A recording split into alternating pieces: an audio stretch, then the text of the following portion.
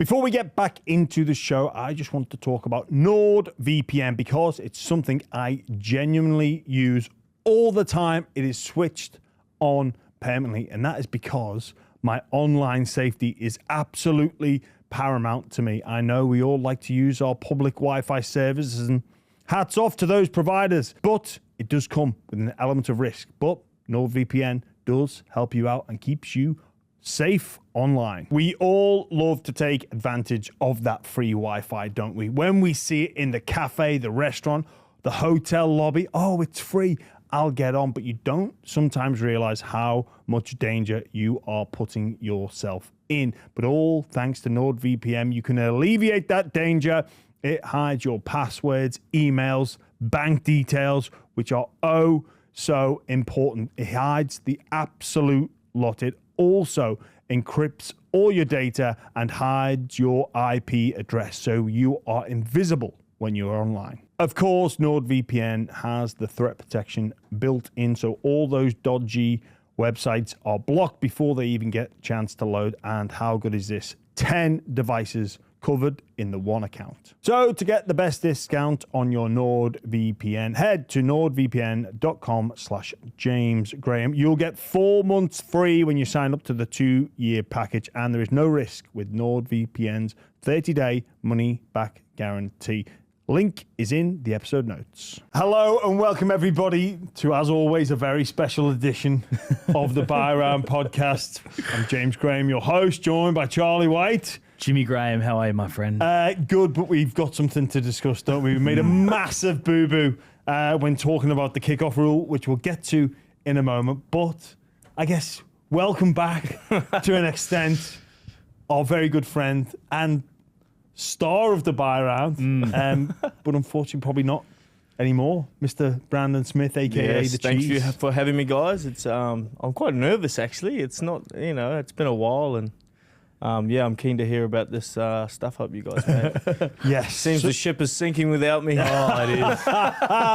Well, mate, you actually would have come in very handy yesterday because, look, putting all things on the table, we did make a big mistake. We were actually talking about it, weren't we, about how we not been like massively into our football. Both of us have been away, and the kickoff rule being changed, it created quite a storm, and we were both a little bit like, it's a bit of an overreaction, not reading that it's the team that concedes that will be able to choose. We've come in from it from the other angle, but from mistakes, people grow. And I think the game has been given the ultimate option there. So you keep it as it is, but also you add that extra degree of jeopardy.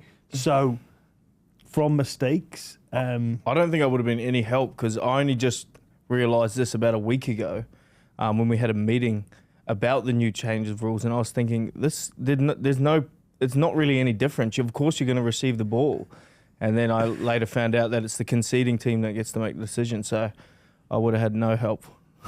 So, Cheese, just quickly before we get into it, is this something that you've been practicing at training when you're doing your 13 on 13, your scrimmaging? Nah, it's not something that's like been implemented so far because I don't even know if the rule's going to go through or anything, or if it has gone through. But it was just a discussion we sort of had around time and place of whether you'd if you've just conceded a try, whether you'd elect to kick or receive, just a discussion around the tactic point of view, not really put into play. So for me, I don't like the rule at all. I think it's terrible, but it's like I thought the 6 again rule was going to be a terrible one, but it turned out to be a magnificent sort of change to the game to add a lot of value. So it's one of those ones where I don't really care what happens, but it's just a little bit scary when it's the unknown. It's something that you're not played, or it's never really happened in a game before. So I'm with you there. I guess there's always that bit of skepticism when something changes. The product was so good last year. You could argue it was the best in terms of entertainment, switch of leads, games being decided in the last 10 to 5 minutes. We look at the final series and you go, why would you ever tinker with that? But you've got to assume that the people at the top have gone through it and gone, how can we add to it? Because we are a game, like most sports, are constantly looking for ways in which to improve the product for the fans and make it a better game to play. You've got to assume that they've ran the simulations a number of times, ran the data and gone, well, this is going to make it better. But yeah, it's not been well received publicly, but we make our mistake and maybe the NRL are listening and they'll take on our idea, Charlie. Jet lag was the issue, Vietnamese jet lag. That's what Via Brisbane. Via Brisbane, yeah. And some boxing. Yeah, it was a mistake. We all just, it is what it is. We move on. But more importantly, cheese, you're looking bloody fantastic, mate. Thanks, mate. Really? Yeah, you're looking fantastic. You do look very fresh. Yeah, over Christmas I saw some Instagram posts and like shirtless Instagram posts getting the rig out. Like, yeah, I edited those. Don't worry. ChatGPT. No, yeah, it's been a sort of a big off season for me in terms of training and re-identifying myself. Actually, first of all, I wanted to say what a bloody podcast you done the other day about the mental health. That was absolutely unbelievable. You actually done a really good job as well. Thanks, Cheese. Appreciate Charlie. But yeah, it was, it ties in really well with, the sort of off season that I had. And, something that I probably kept to myself a lot is like, had the last couple of years has been a big struggle for me. And not only on the field, but off the field. And, there's a lot of headlines and a lot of stuff that I was going through mentally. And, listening to that podcast, I listened to it with Isabella, actually my partner, and, a lot of that stuff on there was just so relative to my situation as a footballer and as a person. And, you spoke about always going 100 at everything you do. And, that's the double-edged sword that I lived by throughout my whole career is, I'd go out there, train really hard, but then, I'd go and party really hard in the same exact night. And, it was something that, over the last kind of 3 years of not dealing with it the right way, it sort of created this massive snowball effect. And it wasn't till, this off season where I really like stood back and saw it and how my life trajectory was going. And so I had a stint at a holiday as well, and I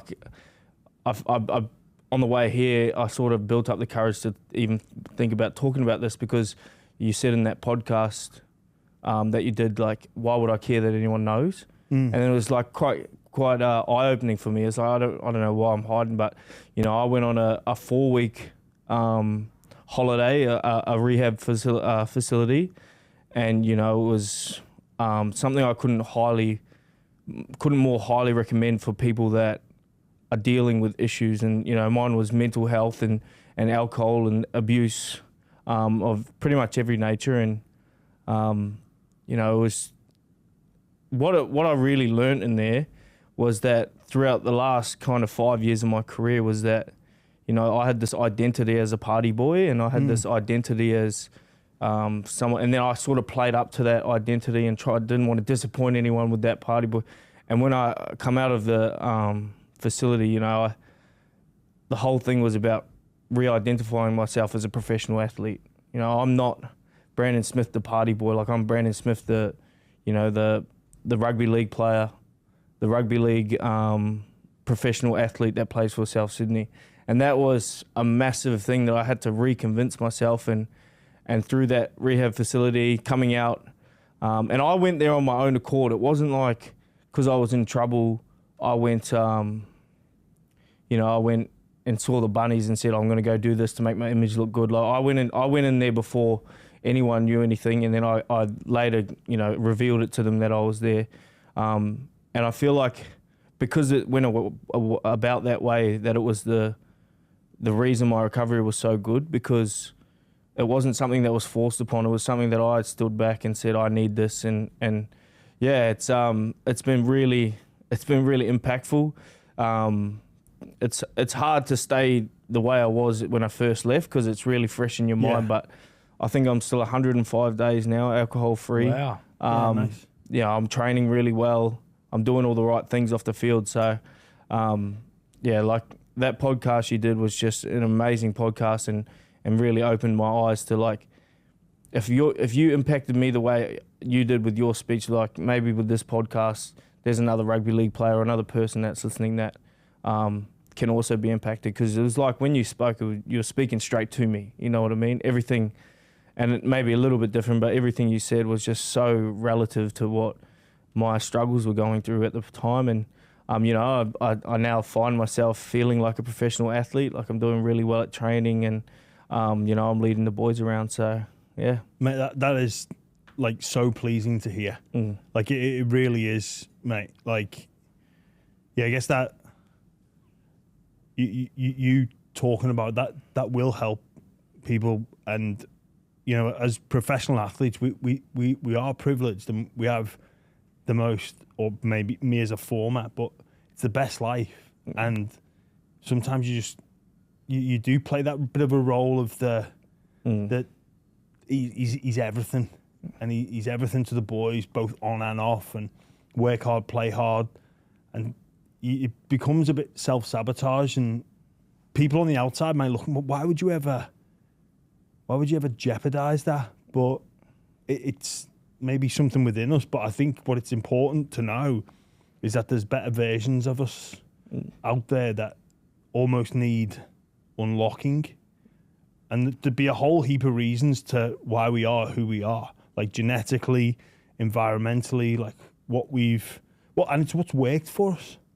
Like I'm assuming, Cheese, that, you know, when you were coming through, being this person, and you know, even at Melbourne, which you look at Coach Bellamy, it's like, well, it worked. Yeah. So why would it change? Yeah, exactly. There's that old saying, why would you change a winning formula? But, you know, I feel it worked for a long time until it really didn't. And then you still try to keep that same way of thinking, but, you know, and then it slowly just keeps getting worse and worse. And, yeah, I'm grateful that, you know, I have a club behind me that really supported me in this decision as well. And they've continually supported me throughout my transition back. And you know, I'm very grateful that, I was able to just go through this seamlessly without, you know, much people knowing or the club trying to make a deal of it. So, and it's hard. I mean, for so long I enjoyed, you know, rugby league and my life and the party life and that, but for me it's just, you know, I'm a little bit allergic to alcohol now, and so like I'm doing everything I can to stay on the straight and narrow. Like I attend AA meetings and you know, GA meetings and everything I can to just stay on this path, because the life I'm living right now is so much better than the life I was living in the last couple of years. And that's my mental health. I'm not like, this is totally separate from football.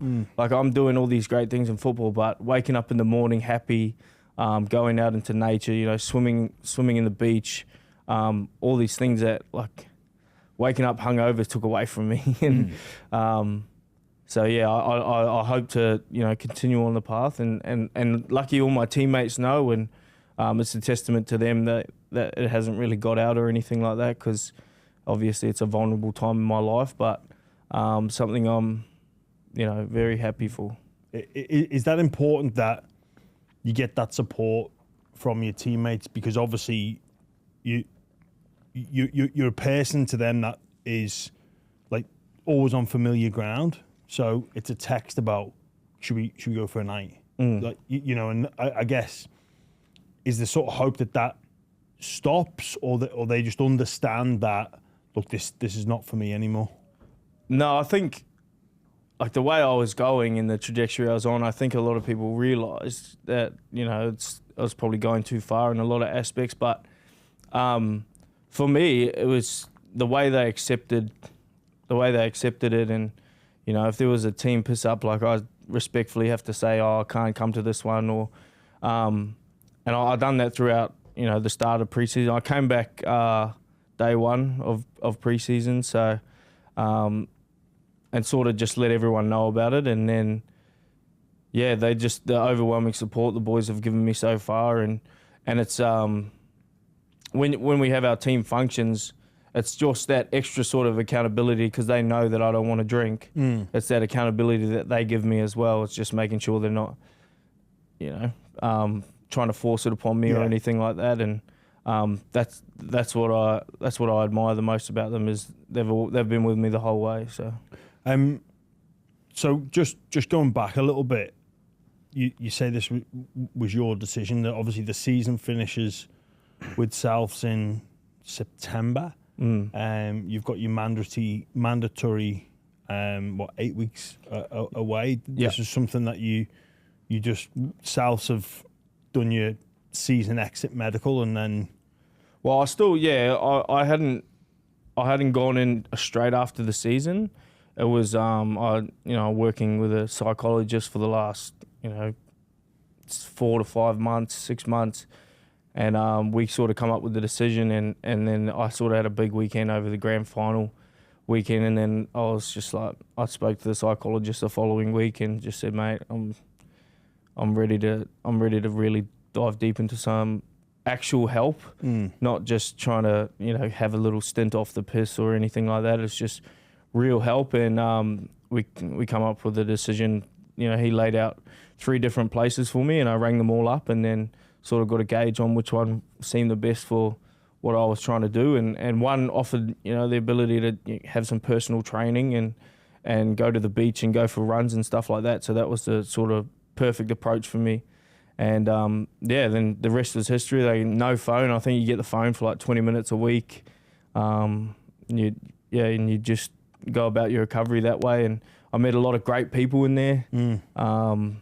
And it's just sort of found a lot of gratitude inside there of what I do for a living. And it's crazy because when you go into those places, like you said, you sort of think, you try to size everyone up and see like, oh, I'm not as bad as that guy, or this guy's way worse than me. But then when you get into the meetings and stuff, the amount of similarities you have compared to the differences is astounding. Like, especially with different types of problems or addictions, but you're all similar in the way you think. So it was very eye-opening, but it was the best sort of investment I've made in my life so far.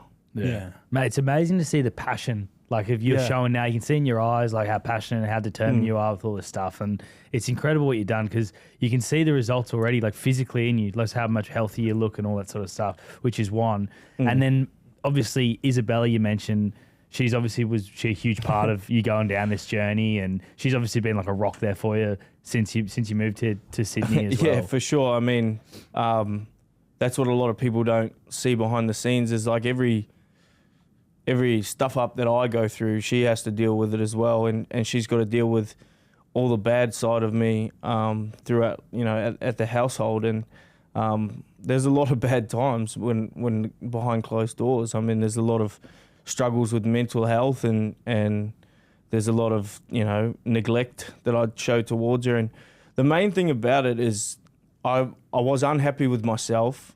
Usually that's what it is when you're going through some mental problems. You're unhappy with yourself, but you turn to scrolling or video game or anything you can do to keep your brain busy or like distracted away from just sitting with yourself. And then when I got the phone taken away from me, there's a lot of time you've got to sit with your own thoughts and be happy with them. And that's the thing I find the hardest is just, and I guess it's the same with how you spoke, Jimmy, is like you love to keep busy or you love to be stimulated. That's the exact same as what I'm trying to say. I was addicted to alcohol and other stuff, but I was definitely addicted to escape. Just escaping from, my own personal battles and just trying to take my mind off it. And, at the moment, it's a little bit easier to sit with, but it's still hard. I still try to, now I keep myself busy with other things like watching the sunrise every morning or going for a swim, but these are more healthy alternatives than just doom scrolling on Instagram or watching a TV show from start to finish. It's just little things like that make a change, and just trying to live in the present moment. Yeah, it's it's so refreshing to hear you speaking. Charlie's right about the passion that you speak with, and there's so much about what you're saying that look, I've got to be honest. Like, I wish I could bottle that feeling up from when I left, because it sort of started to disintegrate to to a lot of extent, and finding myself back into bad habits. I guess you obviously went for a lot longer, and it's playing on my mind a little bit, because it seems like you've like a complete fresh start, and you don't look like you're a person that's about to slip back up. Have you thought about putting things in place? And it's something that I'm actually actively working on. I literally just came from a session today. But is this something that you're thinking about? You're naive if you think life's not going to throw you a few curveballs where you might fall back in. Have you got strategies in play? Well, I went through a whole series of strategies to what my triggers are, and like the highs of winning a football game and the lows of losing a football game. They were the massive triggers for me to go out and drink and stuff like that. So there was, I had a session inside the facility on how we can cope and how we can deal with that. And I guess the hardest thing is just reaching out to your teammates. Like, if you're struggling, if you want to go for a beer or something, I know there's people in the team that I can reach out to, and they'll be able to help me out with that. But yeah, it's just finding out what my triggers were and trying to alleviate them. I've noticed that, because I still have since I've left, I've gone to at least 3 team functions where all the boys were, having a fun time. But I managed to do it without alcohol. Yeah. I managed to go and do it, and that's the thing. I thought I needed all this stuff to be that I'm still annoying larrikin, pest of a bloke. I didn't need alcohol to, do that. So it was refreshing to learn that I can do it without alcohol. The only thing is I get so tired. You know what I mean? Like, You get your social battery loses a lot of life really quickly when you're not when you're not you drunk. You can only stay out to a certain point. Yeah, which is a good thing as well. But just the boys, like I said before, the boys have just been like my absolute rock in this sort of journey when I'm out and about, and they just understand that. And in terms of the translation into performance, you spoke a bit about Brandon Smith, the footballer, as opposed to Brandon Smith, the partier, and these two, identities would wrestle with inside you, and one would come out, and then the other one would come out, and they'd be interchangeable. Obviously, one of those now has gone away, but Brandon Smith, the footballer, are you beginning to see positive results? Because again, thinking back to myself playing, like, I used it as a motivator. Like, it was a motivator for me to be like, well, I won't have to be at the front here because I had 10 beers last night, 12 beers, or I only got in at 1. I'm 2 E's in, but you know what? I'm going to show coach that I'm at the front. Yeah, that's a mentality that I lived and died by. Is that I went out for a drink on the weekend, but I got to be the best trainer here. And I think the mentality shift now is that I have no excuse to be a bad trainer today. Yeah. Well, I've no excuse to play bad. Like, there could be, I could show up on Monday after a big weekend and be like, oh, well, I had, 20 beers. So I understand why I felt like shit. But now I have a lot of ownership on my own performance because I'm doing all the right things. So if I go out there and train bad, that's on me. It's got nothing to do with any outside noise or any outside, alcohol or substance or anything like that. It's solely because my mentality wasn't there. And fortunately, I've been training pretty well, and I think it's just, I'm not putting any pressure on how I perform this year, because at the end of the day, me going into the rehab wasn't about my footy performance. It was about how I was dealing with my own mental health and how I was neglecting my mental health, and at the moment, I'm doing a pretty good job. So Did things get harder for you moving from Melbourne to Sydney? Because I know a lot of people when footy players move think, oh, it wouldn't be that hard. They've straight away they got 30 mates there. They train with, they play with. They'll be fine. But was it hard moving to Sydney? I know you've been here a few years ago now. I'd love to say yes, and that'd be a nice little scapegoat, but it really wasn't. It's probably my last couple of years at Melbourne. Like things started to take a turn from, really enjoying football and enjoying partying after the games to, sort of just doing it out of chasing the high. Yeah, just chasing the high, and I could easily just say, oh, the big move, the surroundings and all that, but it wasn't that. Like I know in myself that it was a lot more than that. It was a lot more than just the move, and things were unfortunately turning a bad way in 2022 at Melbourne, and my performances and my attitude and my professionalism and I go back to the identity phase of everything is that I no longer saw myself as Brandon the football player. It was Brandon the partier, and I'm still working with my psychologist. I've got to go to him after this, so and just how to rewire my brain to think that no, you actually are meant to be in the position you are meant to be in. It wasn't by luck or anything like that I became a rugby league player. But somewhere along the lines, you lose yourself and amongst all the bright lights and all the fun that you can have, and you just lose the reason why you're playing this game. And it's because I genuinely love playing rugby league. I love the life I live, and I'm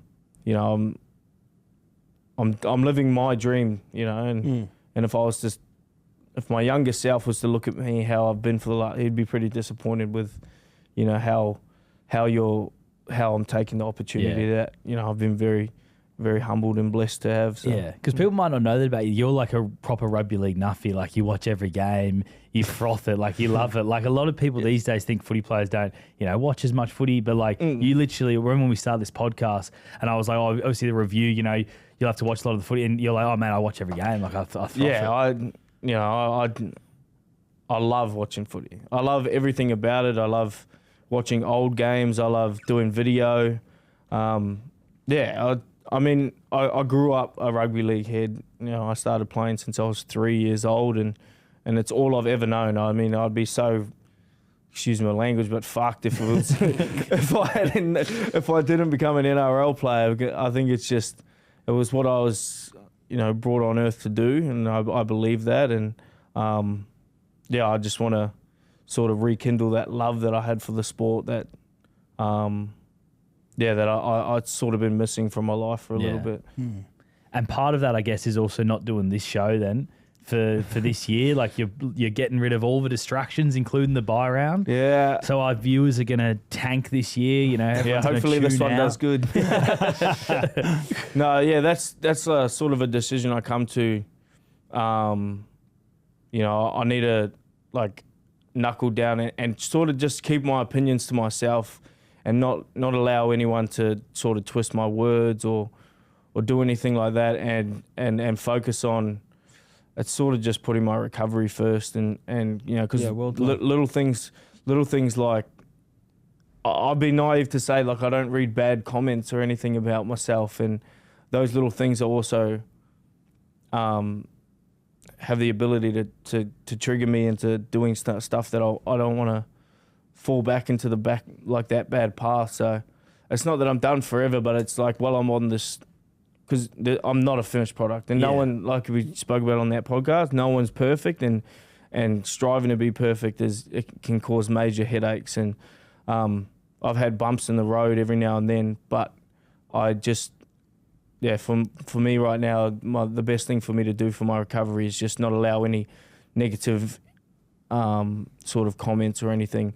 And that's me as well. I can't be saying bad things about other people and expect everyone to love me. So that's all it's really been about. It's just putting myself first. Well, we had a really good convo when this whole thing came up, and we spoke about this. And a thing with yourself, Cheese, is you're one of the most popular plays in the game by like a long way. You know, every fan's got their favourites and you fall in that fan favourite camp. And obviously what's happened over the last, 12 months, there was some negativity that was coming your way.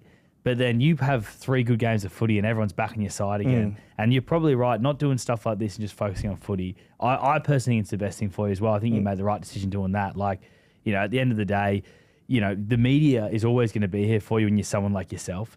You're better off playing footy at the moment and then come back to this, when you're in a place that you're ready for it. Yeah.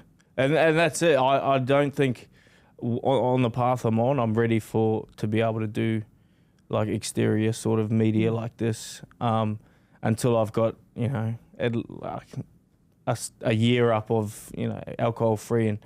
And for me, I made the decision to go alcohol free, and I say that, and I don't have a plan to come back. You know what I mean? I think I don't want to give myself an excuse to say, I'm going to drink if we win the grand final or something like that, because that'll just shift my mentality the wrong way. But it's like a lifelong journey for me, and I, it's going to be a hard one, but the way it's panning out at the moment, it's seeming like the right one. Yeah. I guess it's changing because I'll drink if we win the grand final. You're treating drinking as a reward. Yeah, exactly. And mentally, that's not what it is. You should be a psychologist. I know, man. I know. I'll start my degree tomorrow. Yeah, it's pretty refreshing to. I think the most important thing that I've heard you say, Cheese, is like, this isn't about performance; it's about you. Yeah. Like, even not doing the media stuff. It's not about performance; it's about your recovery, which is the most important thing. And we can get lost in that bubble of football is everything and whatever it takes, and sometimes whatever it takes can mean being on shows or being out with the boys and having a good time, ripping in and showing everyone that you've still got it and you're still going to lead the way. But the reality is that the person has to come first. As hard as that sometimes is to admit, it's correct. The person has to come first. Yeah, and I didn't, when I first spoke to Charlie, I didn't have, I didn't have ambitions to speak about it openly on the podcast like I have. But after listening to your one with the mental health, like, it really hit a nerve with me. Because I could not think of any more comparisons that I related to that you spoke about. And yeah, like I said before, like, I would love for someone else to be able to feel that as well from someone like myself who, is regarded as a party animal in the sport. But, it comes to a point and it's like, you got to grow up. But, it's not just that. It's much more than that. There's much more going on behind the scenes. We aren't just rugby league players. And, if I could just change at least one person's opinion or one person's life, or one, not just rugby league player, anyone's life that's going through a bit of a hard time. Like, what a perfect time or on a perfect platform to do that. So, I've had my struggles and I'm going to continue to have them. It's never going to be smooth sailing, but I'm doing everything I can at the moment, and I'm on the right trajectory to. And then if I don't perform, if I put all the pressure on, if I don't perform, then it was all a waste of time. Then it is, it's a dumb way of going about it. And that's it, because we do tie a lot into performance, and you even think about some of the stupid, pre-game rituals that people do, or post-game rituals. It's all about, it's nonsense, really. And you mentioned things before about the highs and lows of rugby league. You tie it into, well, what to do next. What to do next is, well, it's like we spoke about before as well. Like, if I had a bad game and I didn't drink the weekend before, I'd say, I didn't drink, that's why I played bad. I put too much pressure. I didn't have my pressure release, right? Exactly. And you go down this stupid rabbit hole of, I've got to have at least a beer after the game, or it's gonna ruin my week. It's like, no, you just create all these things in your head, and you know, fortunately, I have the ability to go out there and test the theory. But yeah, I'm not putting any pressure on my performances. It's if I play bad, it's because I played bad. It's not because of any outside exterior or anything outside that I could have changed. Hey, just quickly, like when you went into the facility, did it change how you view other people on the outside? Yeah, because I don't know if you heard me say, like, there was some like older women in there, like my mum, and I'm like, wow, like you know, you pass people in the street and you kind of, you know, I like to people watch, one of my favorite things to do, but now like there's not a single person in there I would have thought would have been in there. Yeah, they look normal. I think there was like, I think it was more girls than guys in there. Yeah, definitely. So ours, like, there was rotating, so there was like people come in and people go out, but for the most part it was more, when I left there was more men than women, but for the most part it was more women than men. Did you find the group stuff helpful? Because I sort of went in and I was very anxious, I guess because of the role that I do, and I'm probably thinking you would have felt like, oh, hang on a minute, I'm Brandon Smith, the football, I need special treatment, I've got to go by myself. You don't get given any special treatment. And I honestly got so much from the group work. Get a lot of stuff individually as well, but the group stuff was actually cool to listen to other people. What is the group work? What do you mean by, just so that everyone listening knows? The group work would be like a maybe 10 to 12 people in a room going over a topic. We do a check-in.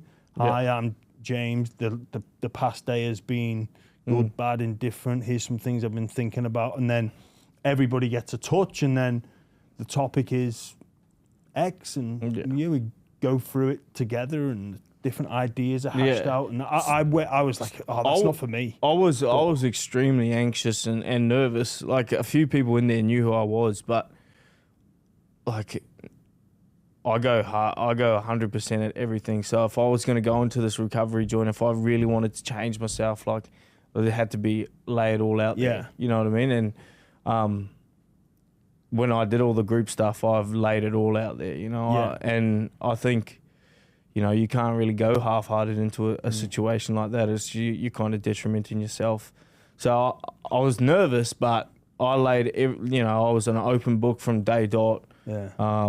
You know, I did every single external activity. I did every meeting. Man, I was going to some meetings I didn't even belong to, like, but I was doing every single thing that they said. And I did an artwork workshop because I was just like, it's on the schedule. It was optional. But I was like, I'll just go, and I was doing this mosaic, and I was like, actually, it's actually been, and because you're right, you don't have your phone or access to your phone at all times. It's like, I think that's the most dangerous thing to mental health in the world right now, is because that time away from your phone, the productivity that I was, you know what I mean. I've read like 7 books in 4 weeks. Wow. Yeah, nice. Yeah. Which is, I've never read a non-fiction book in my life, and I read this because the girls in there were reading it. I read this 3-book series as just pure fantasy. It was like rom-com, like raunchy fantasy. I think I read the first book in like a day and a half, and then and I read like 3 Malcolm Gladwell books. Yeah, Malcolm Gladwell's great. Talking to Strangers? No, I didn't read that. Outliers? I read Tipping Point, Blink, and Revenge of Tipping Point. Yeah, cool. Yeah, he's brilliant. Yeah, you should read the book Talking to Strangers. That's Talking to Strangers is very good. Talking to Strangers is great. It's an interesting thing there about suicide, and everyone thought that suicide, the causation, whether it was, someone wants to die, so they kill themselves. But there's something in that book which is fascinating. Basically, for so long they wanted to debate in San Francisco about putting a net under the San Francisco Bridge because everyone jumped off the Golden Gate Bridge. And for years and years, the council refused to do it because it would be an eyesore. And eventually they put it through, and they thought suicide rates would stay the same in San Francisco. And they dropped dramatically because people didn't have that easy option. So it's not just about wanting to kill yourself. It's about the way of doing it as well. Same in England, in London. The ovens. The gas oven was a really popular way for middle-aged women to kill themselves. And they basically, for years, they didn't want to outlaw gas ovens. They eventually outlawed gas ovens, and surprise, surprise, the rate of suicides in middle-aged women decreased dramatically. Yeah, that was some crazy statistics. Yeah, it's a really good read. He's a genius. Yeah, really good author. But geez, mate, it's great to speak to you today. I think what Jimmy did the other day is going to inspire a lot of people, and I think what you're going to do is going to inspire a lot of people as well. And I think you spoke so well about it. The number one thing I'm looking forward to really this season is to see how you go. And we've been so lucky to get to know you the last few years, and hopefully we have you back at the bar soon, because mate, it's been a pleasure working with you. You're going to have a really long media career. You're going to be a star on Fox Sports one day. You're going to be a star on the bar round again. But no, it's been, mate, awesome to work thank with you. And if I want to do a media career, I've got to be a bit more reliable. There's a few times I was a bit late to the buy round and stuff, and that's something I've worked on. I haven't been late once to training or anything like that. And when you've got a clear mind and it's not scramble brain going upstairs, you can get an early sleep and wake up early and just be prepared for the day. I guess when I was going through my rough patch, if training was at 8, I was waking up at 7:30 and then going in and just really putting myself under as much pressure as I can. And I really resonated with what you said about you want to ruin everything just so you get that desire or that like spark to try fix it all. And I know exactly what you're talking about in that aspect. It's like when your back's against the wall, that's when you love it the most. And I'm done with putting my back against the wall. I wanted to just run head first and everything. And and just becoming a leader amongst my squad as well.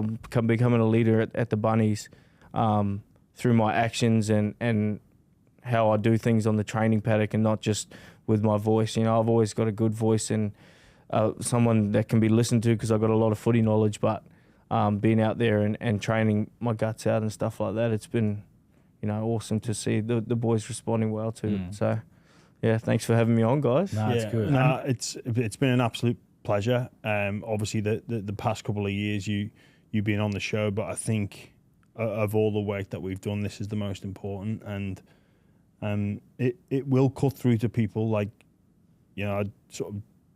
like I said, the catalyst for me was doing a few talks, realising people were coming out of it, thanking me, thinking, okay, well, it's time to put it out there. And a couple of days ago, I got an email from somebody who said, mate, I listened to the podcast and I called Lifeline today.